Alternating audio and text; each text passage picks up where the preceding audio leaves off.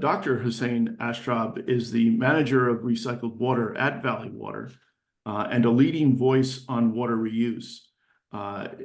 You might have, if you listened to David Sedlak yesterday, you heard him name check Hossein in yesterday's master class. He runs the Silicon Valley Advanced Water Purification Center, among other things, which is the largest advanced water purification facility in Northern California. And Hossein has been planning other facilities to achieve Valley Water's 10% of total water demand in the county by 2025. So 2025 is coming up soon. So Hossein will tell us how that's going and what is in store for the future. Hi, thank you very much, Dennis, for your introduction, and I hope you can see my slide, right? Not yet. Oh. Can you see it now? No. Oh. Do you share screen? Oh, I see. Okay. The green button.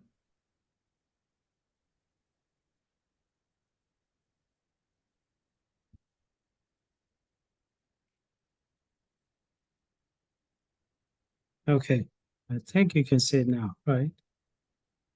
Yes.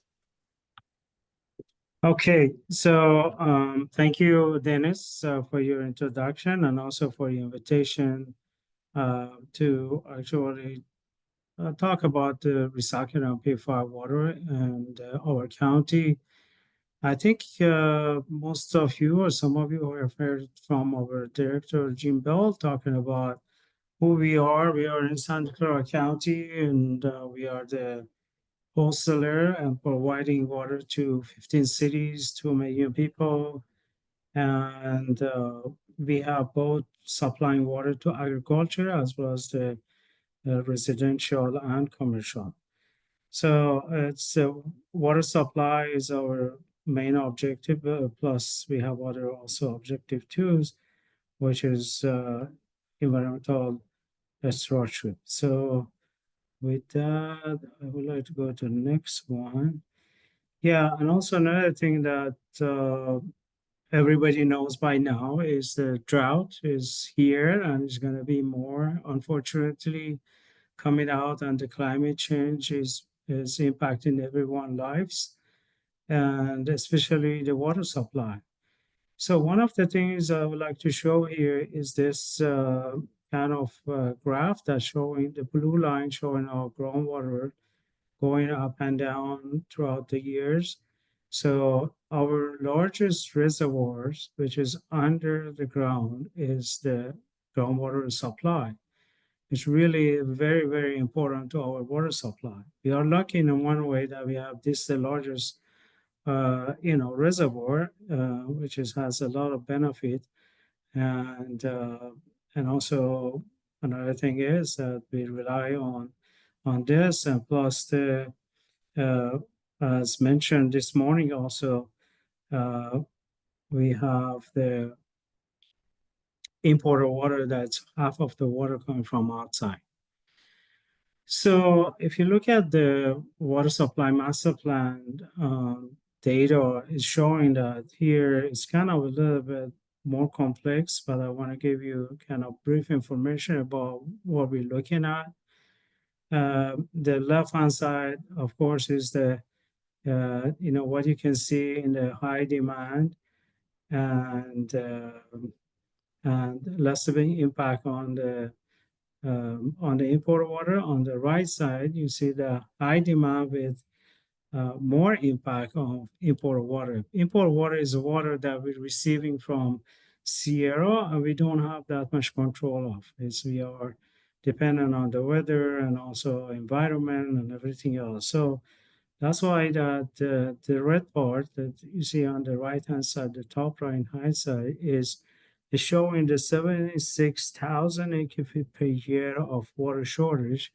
The blue is the water demand, and the green and white is showing the water supply. So we may sometime to reach to the 76,000 acre-feet per year of water that we are short.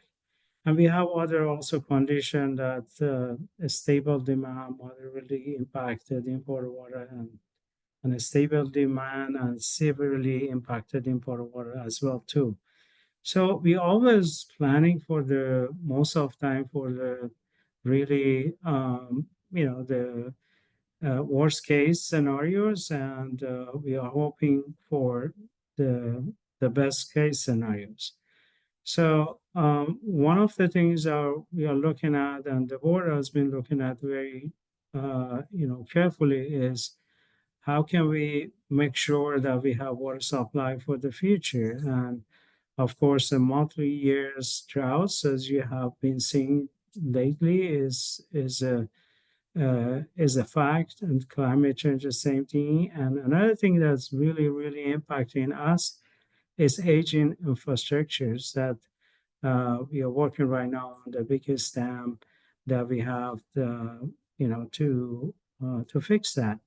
And then also, I think you heard about it, but it's a very important these days that every agency talk about affordability, because all these costs that you have to, um, you know, um, provide water supply by some means, and also taking care of your infrastructures that's aging and you need to replace them, or you need to change them. These are all going to be impacting the affordability. So with that, I think the water supply challenges are going to be how can we um, more continue, and also making sure that we are using the local water rather than imported water. That it's again is we are not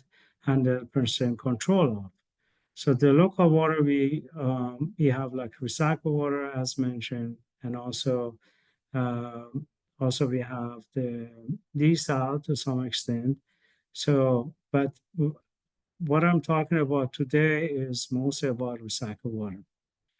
And also the one thing that I should bring out, that when you're talking about recycled water, is the wastewater that we receive from another agencies. Those are the ones that responsible for cities that are responsible for wastewater treatment plants. So we receive the water from them. So relationship is very important.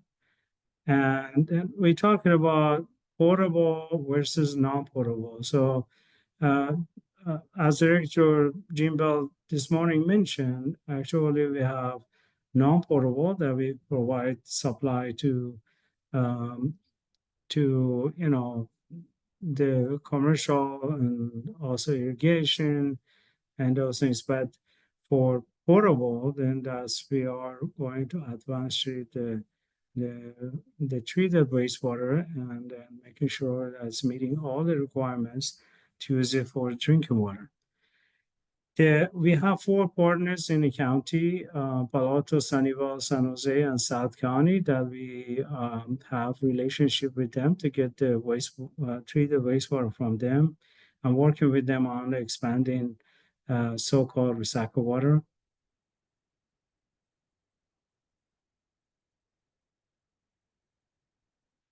All right, change this.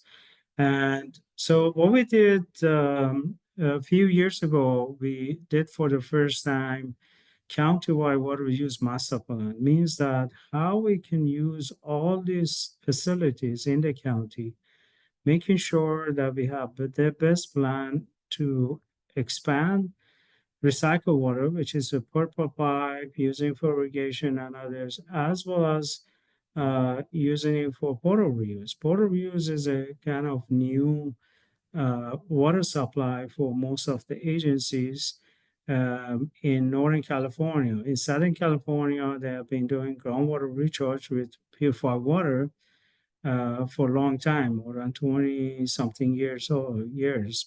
But in Northern California, we are really working on those. We are, as Dennis said, we built the largest facility in Northern California. We kind of, our agency is a leader in purified water. So the reuse is can have a portable and non-portable. Non-portable, I think everybody have seen it, the purple pipe and irrigation. Uh, Sometimes they use it for flushing toilets, and also they're using it for cooling tower. But portable is what we're talking about today mostly. It's going to be IPR, which is indirect water reuse, which we're using it for groundwater recharge, and DPR is going to be direct water reuse, that is going to be using it for drinking water. So the Silicon Valley Advanced Purification Center, if you haven't visited this purification center, which is kind of state of the art, at least, for 10 years ago when we built it, it is very exciting to see what are the treatment equipment and treatment vessels that we're using here that is actually mimicking nature, but faster and better. So we used already treated wastewater coming up from the city of San Jose, and this is the collaboration with city of San Jose and us, actually San Jose and Santa Clara.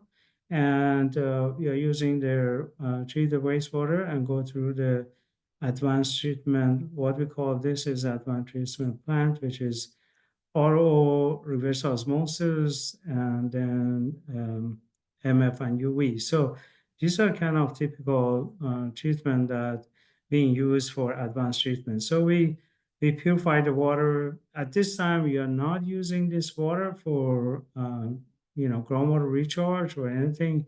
We're just using it for blending to existed recycled water to make it the quality better. But what we have in mind is to make sure that we have a public perception, taken care of by visiting and touring the treatment plant. So I try to simplify it, but as much as I want to simplify it, it's not simplified, Here you can see the wastewater treatment plant. As I mentioned, one of those is San Jose, Santa Clara, which has the biggest and largest in our county, and maybe even in Northern California. So, and then this is already treated wastewater. And then they use this for agriculture, landscape, industrial, and commercial. That's they call it purple pipe or Title 22 or recycle water. And then we're going to advanced treat it here on the left-hand side, the bottom one, the advanced treatment or purification facility that I show you the picture of, similar to Silicon Valley Advanced Purification Center. And with that, we're going to actually treat it to the point that it's close to the drinking water, depend on what type of water reuse you're going to use. So for groundwater recharge, it's just going to be going through this advanced treatment and then going to the groundwater and recharging groundwater. Since we have the kind of buffer environment, because groundwater itself is going to be also treating the water too, so it's called indirect potable. So it's not directly going to the drinking.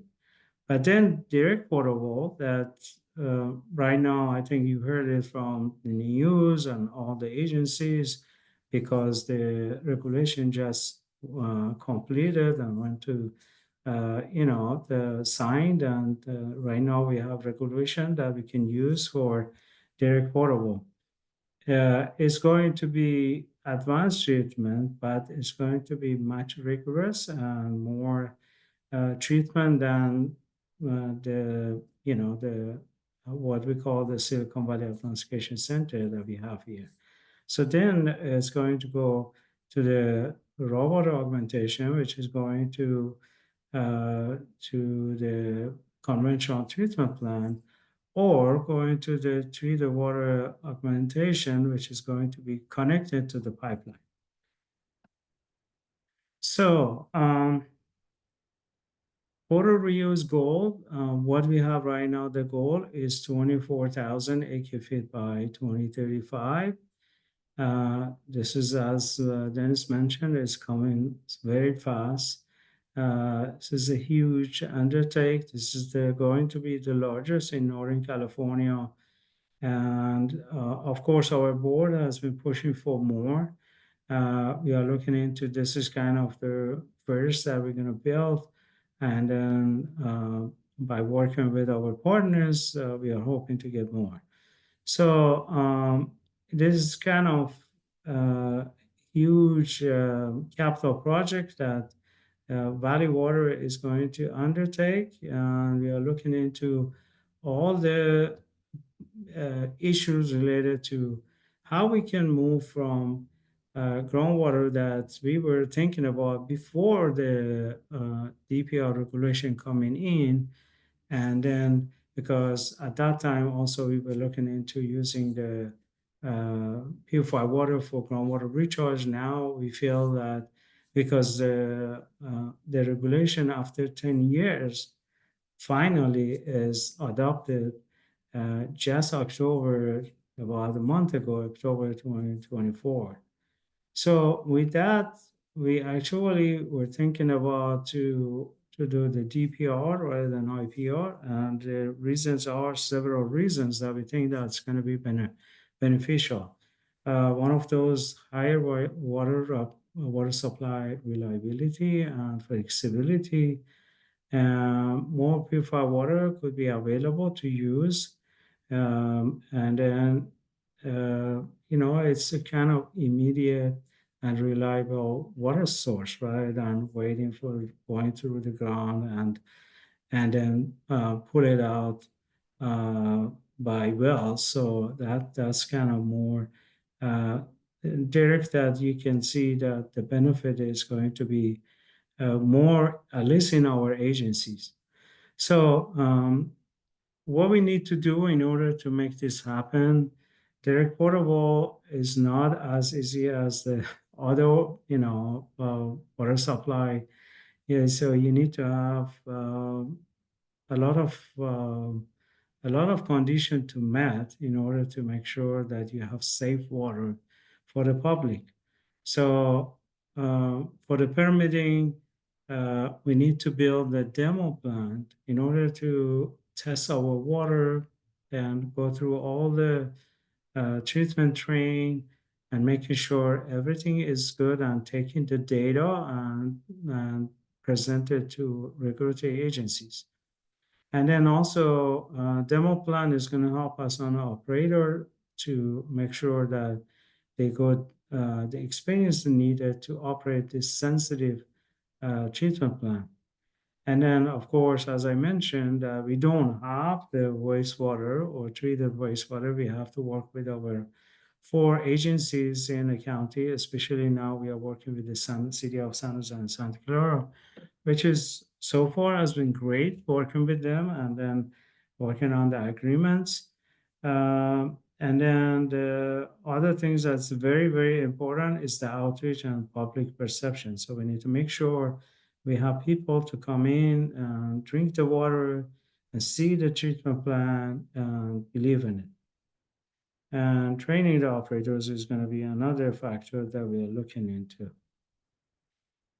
So in order to build the first DPR facility in Northern California, why we saying the first in Northern California? Because we are the first in Northern California to build a DPR facility, and always is to being the first is a good thing, but it also has a lot of challenges because nobody has done it, and you want to making sure that everything is going to be taken care of and has to be based on the what we know about the regulation and understanding the regulation, which is new.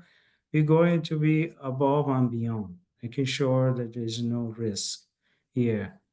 So the data and as I said, the demo plan is going to be very, very important. And that's why we're going to have this technical data and information for doing so. And then also another thing that we are looking into is a DPR learning center.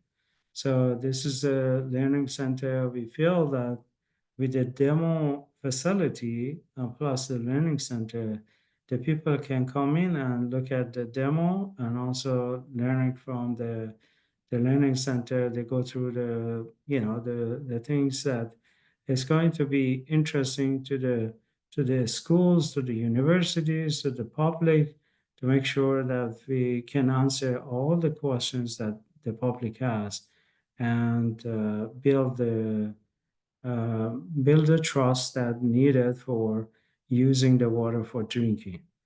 So uh, project consideration is, of course, wastewater availability. Treated wastewater is it's going to be these days one of the issues that all the water agencies that they want to do the both IPR and DPR is facing right now because of the conservation and also the drought has been impacting wastewater as well as the water supply. So uh, reverse osmosis concentrate. The reverse osmosis is the heart of any purified water treatment plant, and managing the RO or reverse osmosis concentration, which is the byproduct of the water that is going through the reverse osmosis, is almost like H and O getting through it, and the rest is going to be remaining. So all those concentration has to be managed somewhere safely. And we are working with our partners to make sure that we have the best technique to actually manage the auto concentrate. So again, the outreach, I cannot emphasize more on the public outreach, how important it is. So the oral concentrate management, we are again one of the water agencies that we're working with our partners. And one of those is also academia, like UC Berkeley, Dr. Selak and his group working on Orlomo. They have a plots that we're working on the oral concentrate management, which we call it nature base. So we are working with them. We have been working for a long time, and we are working with them to make sure that we look at all type of oral concentrate management that is possible, and what is feasible, what is affordable, and what is possible. So that's kind of where we are on the look at the oral concentrate management. So these are the couple of examples of different type of oral concentrate management that Valley Water has been doing. Again, we are working with different partners and we have been testing different type of oral concentrate management. Especially, we are looking into nature-based solution. That's our main objective. Plus, we're looking at other also solution as well, any treatment. But we think that the nature-based solution would have better results. So we are really looking into different ways to see how we can manage. Plus, working with our wastewater treatment plants that to use the outfall and making sure that we are not impacting any permit and or the one of the things that we are different than some other agency, we are not next to the ocean, we are next to the sensitive bay. So that's why our work is a little bit more uh, maybe harder, I should say, and important to make sure that we are not going to impact the bay. So again, the outreach, I want to look at every aspect of what the outreach that we have been doing. We have tours coming out to Silicon Valley Advanced Education Center. I mentioned that we're going to build a demo plan for DPR, which is going to be a little bit different than what we already have at the Silicon Valley Purification Center. It has more treatment train in there. We are right now using the Silicon Valley Advanced Education Center as our tour uh, place to have the people coming in, and we talk about the different type of technology and treatment, and then also they can taste the water that we are bottled uh, and see what the taste looks like when they drink in the water. So, and then also we get to really look at what our county uh, medical association is saying. One of those we have very, very close relationship here in the Cindy Russell and others that are working with Cindy, like Dr. Steve Jackson. He has been working with us on this bulletin that is published. This is one of the successful, actually, public outreach that I should say in the California, and everybody looking at this as the examples to use, so that we have really close relationship with Santa Clara County Medical Association, making sure that they understand what we're doing, and if they have any concern, question, because they are the one working with the public and their health. It's very important to us to make sure they are satisfied with the water quality and what we are producing for the public here. So bottled water is another thing that we just recently did. We are actually the third agency in the nation and second in the California that producing the bottled water. And this bottled water is available when you actually touring the Silicon Valley Advanced Education Center, or if you need for schools and something, you can call in. Our outreach people would be happy to help you to provide you with the bottled water. And then, of course, we are very, very um, uh, important for actually very important to us to make sure our stakeholders are going to be work with us. We working with different type of stakeholders, and of course to make sure that all these stakeholders, if they have any issues, questions, we're going to be responding to their issues. So I think I'm done with my presentation, and here, if you have any question, I would be happy to answer. Thank you, Hussein. You're welcome. I just put another note as a reminder for the Q&A, so we'll keep an eye on that as well. In the meantime, I just would like to apologize for the technical mix-ups before Hussein came on, and thanks for coming on a little bit early. Basically, sometimes things don't work, and I reminded of that my E.B. White quote that I use quite often.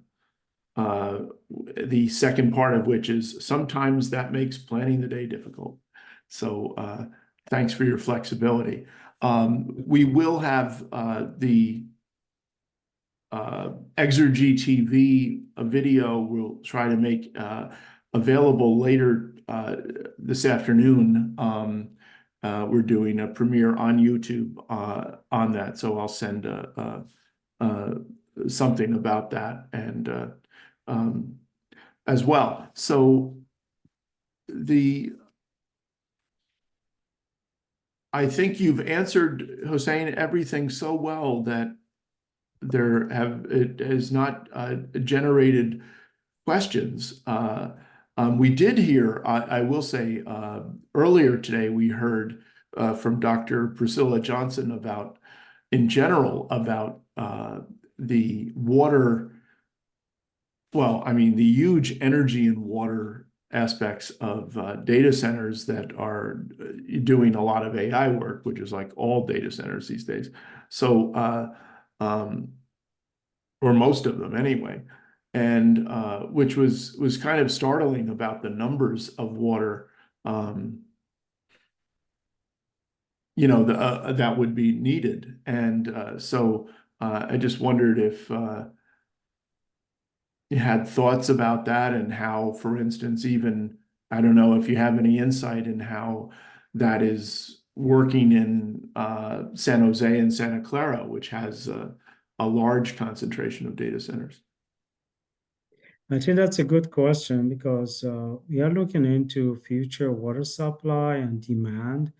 And demand is very important to us to make sure that we look at all type of demands and we can supply uh, the demands that we are going to have in the future. So one of those is uh, actually Director Jim Bell has been really pushing for is how much water we're going to be used for the data centers in this county. So we are seeing some data centers building here and there in our county.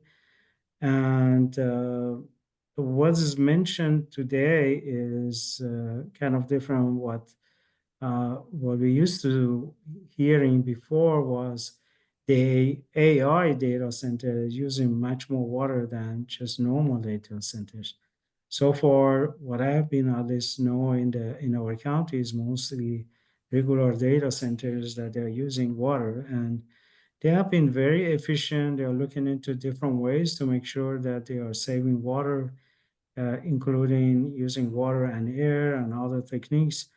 But this, just what she has mentioned today is just bring up another important information for us to make sure that we are looking into AI data center and how much water they're using. So um, again, it's we are working on it and we know about it, but we didn't know about this.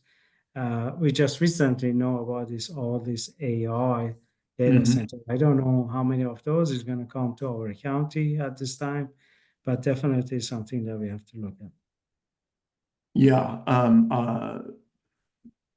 The Well, it's funny because the per capita usage of water has been over the across the board has been going down considerably, and as the conservation gets done, so that's been a trend on more on the residential side, but this particular industrial use is um, there's some frightening scenarios here. And yeah, that's something obviously that we'll have to keep a very close eye on. There are other questions that have came up. One from actually Cora Snyder, the next um, presenter. So, Cora, you're going to just extend the presentation prior to you. And that was what has been the most effective message or approach for stakeholder outreach element? And I That's will add this because in terms of some of your plans with pipeline and stuff, it involves a lot of opening up roads, which is a yeah, particular that's issue. that's a really good question. So one of the things that we are looking into DPR rather than IPR is shorter pipeline because you don't have to put all the pipeline going to the pond, but it has some impact on the streets and those things. So one of the things I would say, going back to actual why was successful in our stakeholders outreach, I would say myself, I think the outreach people may hopefully say the same thing, is you know, the technology and where we are. This is fortunate that we are living in this Silicon Valley, and the people are believing into the technology and the state of the art technology that we have. So we have people they coming into the Silicon Valley Advanced Education Center to tour. They said they are not going to even touch the water, but then then at the end of the tour, they ask for the bottled water to drink it. This is how we see the impact on the people coming in, and you see the technology and what we are doing at the, this purification facility.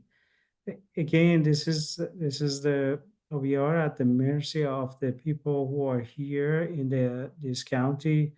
The majority are educated, majority believing in technology, and that's why we are very successful.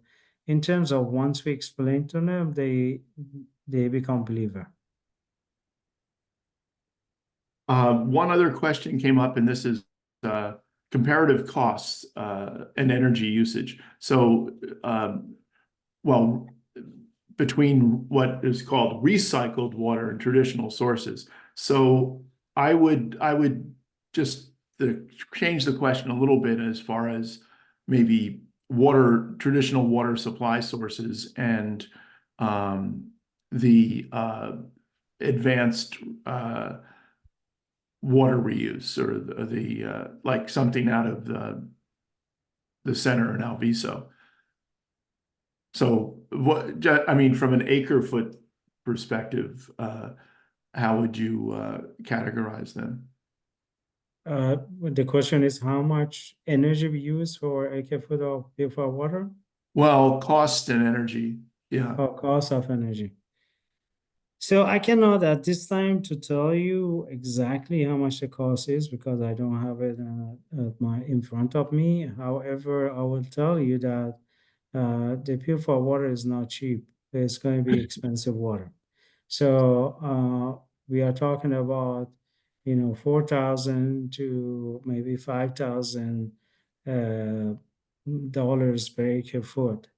However, I would tell you that when it comes to the drought, the value of that water is going to be much more than that. So that's why our board has been putting that in the forefront to pushing for local resilience, drought resistance of water supply, which is locally we can control it compared to what's coming out from outside. Not a question from but a comment from Melanie Mo Schumacher, who is be talking later, and obviously familiar with pure water projects. Just said great presentation, and the work you do is fantastic, and look forward to continuing to learn more about different project development as well. So, which I'm sure we'll be happy to get the word out. Yeah, thank you, Melanie. And I think without you guys and all the agencies that we're working with, we cannot do it alone. I want to emphasize on how it is important to work with everybody, like Jero, like agency like Melanie's agencies. It's very important to work together. We are helping each other and on this TPR project. Okay, well, thanks for filling us in, and you have one of those roles that we have getting updates. So look Okay. forward to seeing you in future. Thank you very much. Thank you. We'll